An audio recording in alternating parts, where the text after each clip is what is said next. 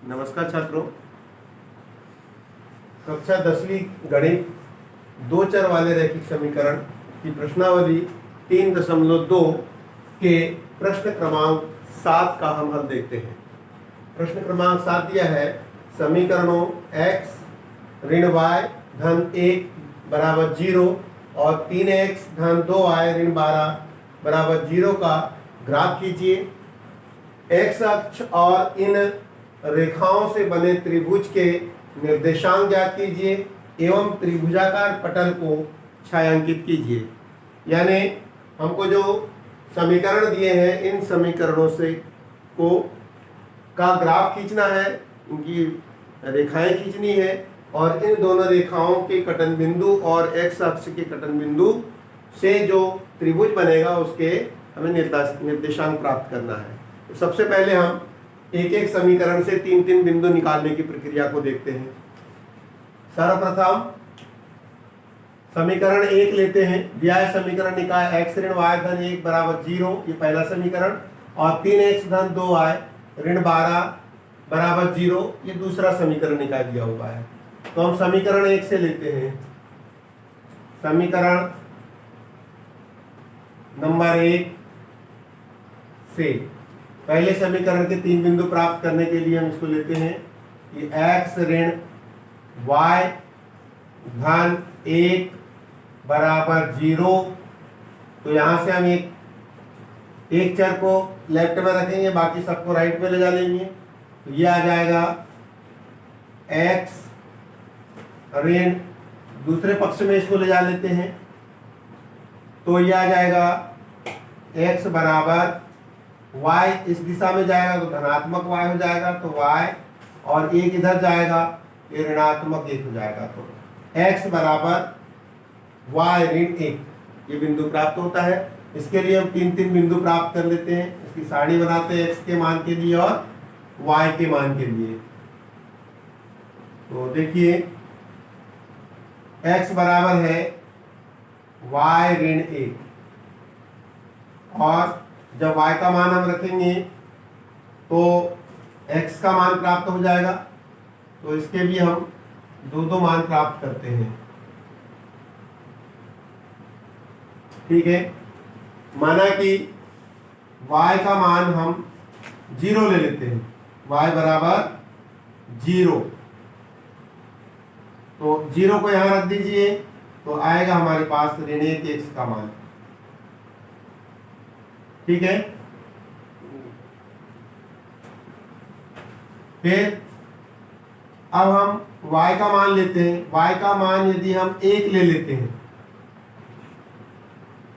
1 लेते हैं, ठीक है, तो x का मान कितना आएगा, यहां पर 1 रखेंगे तो धन 1 और ऋण 1 मिलकर के 0 हो जाएगा। ठीक है, और यदि इसकी और अच्छी सत्यता करनी है तो 3 मान ले लेते हैं, एक मान और बढ़ा देते हैं। चलिए ठीक है, अब हम y का मान ऋण 1 रख देते हैं। चलो क्या आता है देखते हैं। y का मान ऋण 1, यहाँ ऋण 1 रखिए तो ऋण 1 और ऋण 1 ऋण 2 हो जाएगा, तो ये ऋण 2 आ गया। तो इस तरह से पहले समीकरण के तीन बिंदु हमने प्राप्त कर लिया। अब उसी प्रकार से समीकरण नंबर 2 से लेते हैं। समीकरण 2 से चलिए, समीकरण 2 हमारे पास दिया है, इंप्लाइज दैट 3x धन 2y ऋण 12 बराबर 0। ये y वाले पक्ष को इसको हम दूसरी तरफ ट्रांसफर कर देते हैं तो ये आ जाएगा 3x बराबर, ये चले गया इस तरफ, क्या आ जाएगा, जो धनात्मक है वो ऋणात्मक और ऋणात्मक है वो धनात्मक हो जाएगा। तो ये आ जाएगा धन 12, और 2y धनात्मक है इस साइड चले जाएगा तो ऋण 2y हो जाएगा, ऐसा। और जो 3 है ये तीरे गुणा में नीचे चले जाएगा तो x बराबर 12 ऋण 2y बटे कितना आ जाएगा 3। अब ये फ्रेम हमारे पास प्राप्त हो गया। इसके लिए हम सारणी तैयार कर लेते हैं।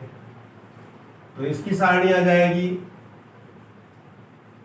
x के मान के लिए और y के मान के लिए सारणी प्राप्त करेंगे।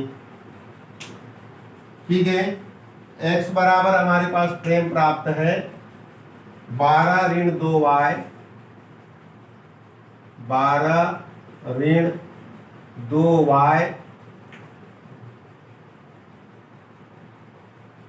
12 ऋण 2y बटे कितना आ गया 3। और y बराबर मान निकलते जाएगा। हम जैसे ही y का मान मानेंगे, y के स्थान पे रखेंगे, x का मान निकलते जाएगा। ये आ गया। हम y का मान अपने से रखेंगे यहाँ पर, तो ये कैलकुलेट होकर के x का मान प्राप्त कर लेंगे। ठीक है, क्या आ जाएगा? अब देखिए हम y का मान यदि 0 रख के देखते हैं, 0 रख के देखते हैं यहाँ पर, तो 2 शून्य शून्य हो जाएगा पूरा ये, और 3 से 12 कट जाएगा। तो y का मान हम कितना रखें? 0। y का मान 0 रख देते हैं,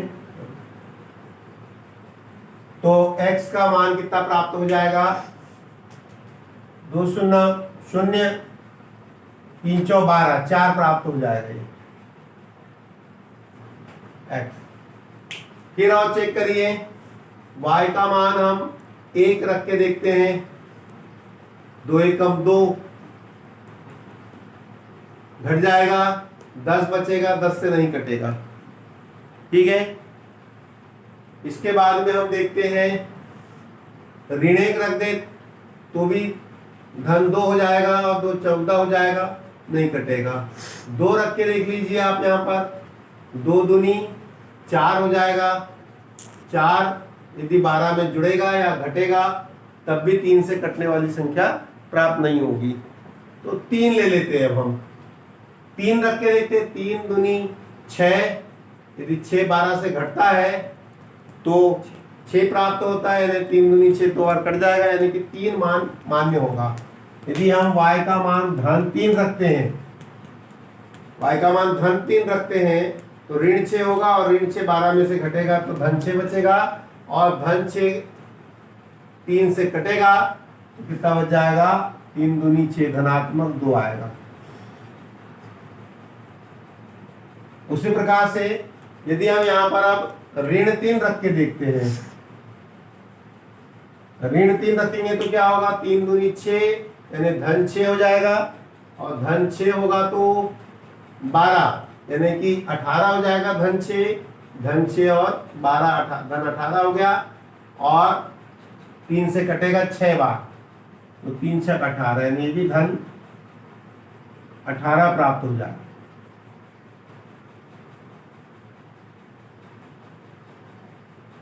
धन 6। तो इस तरह से दोनों समीकरणों के लिए हमें निर्देशांक बिंदु प्राप्त हो गए। अब इनका ग्राफ पे प्रदर्शन कर रहे हैं। छात्रों, अभी हमने इन दोनों समीकरणों के 3 बिंदु प्राप्त किया। अब हम इन समीकरण निकाय से प्राप्त निर्देशांकों को ग्राफ के ऊपर प्रदर्शित करेंगे और इनकी सरल रेखा खींचते हैं। तो सबसे पहला है हमारे पास समीकरण 1 का के निर्देशांक ऋण 1 0। सबसे पहले ऋण 1 यहाँ और 0, यानी कि इसी बिंदु पर प्राप्त हो जाएगा वो। ऋण 1 यानी x अक्ष पे ऋण 1 तरफ आएंगे और y अक्ष पे 0 माने मतलब नहीं जाएगा, तो इसका नाम दे देते हैं हम ऋण 1 0, ऋण 1 और 0।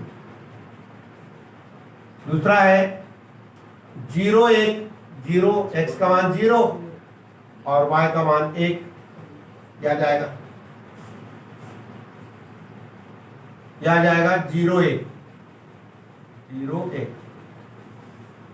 अब अगला है ऋण 2 ऋण 1, ऋण 2 यानी इधर ही 1 और 2, ऋण 2, फिर ऋण 1 यहाँ पर। तो इस तरह से बिंदु प्राप्त हो। इस बिंदु को हम ऊपर अलग लिख देते हैं। क्या था ये? ऋण 1 0।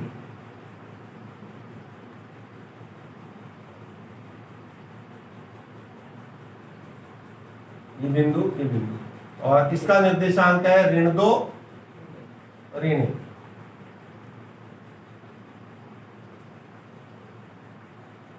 या जाएंगे ऋण 2 ऋण 1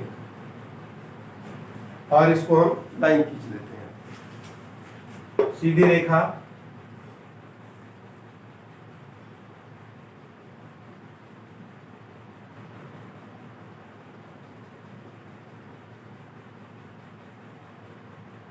ये समीकरण निकाय की सरल रेखा प्राप्त हो जाएगी।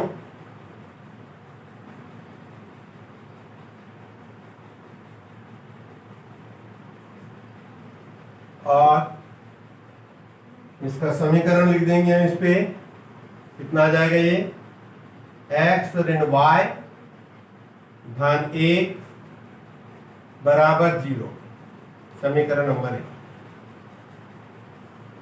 ठीक, उसी तरह से दूसरा समीकरण, इसके बिंदु है 4 0, तो पहले धनात्मक 4, 1 2 3 4, ठीक है, यह आ जाएगा 4 0। ठीक है, 2 3, 1 2 x अक्ष पे और y अक्ष पे 3, यह आ जाएगा 1 2 और ये 3 यहां। इसी के सिद्ध में प्राप्त हो रहा है 2 3 2 3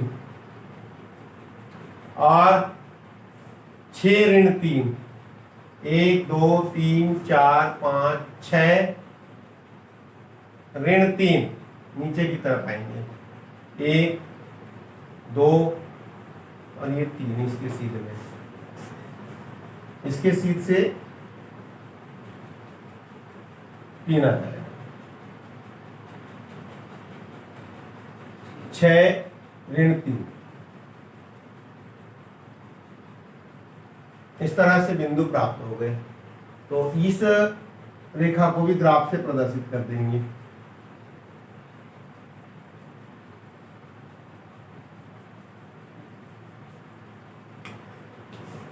इस समीकरण की रेखा को 3 बिंदुओं से मिलाते हुए खींचेंगे।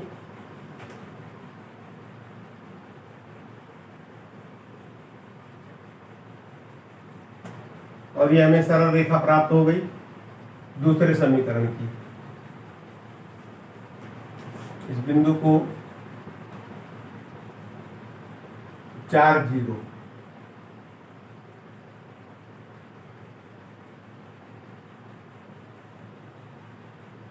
इसका समीकरण लिख देंगे, 3x धन 2y,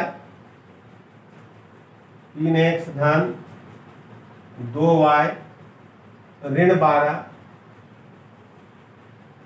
बराबर 0, समीकरण नंबर 2 इस तरह से प्राप्त हो गया। और अब आप देखिए कि इन x अक्ष के साथ जो बिंदु प्राप्त हुए हैं, x अक्ष और ये त्रिभुज के शीर्ष, तो इस त्रिभुज के शीर्ष है ये एक बिंदु प्राप्त हुआ हमें ऋण 1 0, एक शीर्ष प्राप्त हो गया ऋण 1 0, दूसरा हो गया 2 3 और तीसरा हो गया 4 0। तो यहां लिखेंगे हम त्रिभुज के शीर्ष आंसर। अतः त्रिभुज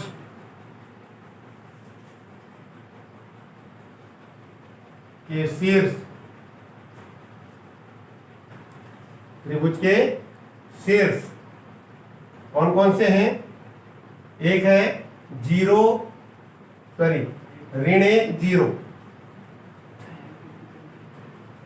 ऋण 1 0, दूसरा है 4 0 और तीसरा है 2 3। ठीक है, और ये कहा गया है कि इसको छायांकित भी कीजिए, तो त्रिभुज वाले भाग को हम छायांकित कर देंगे धीरे से।